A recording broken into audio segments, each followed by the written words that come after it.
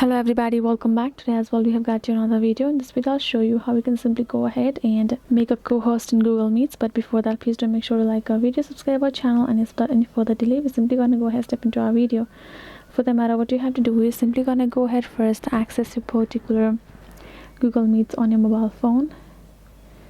You go to Google Meets and this kind of interface gonna appear, right? So let's say you already have a meeting, or if you want to create one, you can tap on this new, tap on this create a new meeting, and you will be able to create. So for us, we're gonna rejoin our particular existing meeting of ours.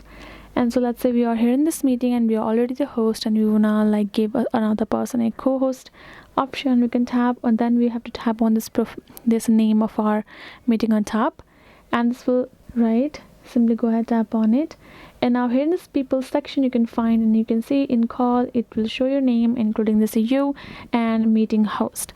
Then afterwards you can simply go ahead, search for someone in this call who is available right now.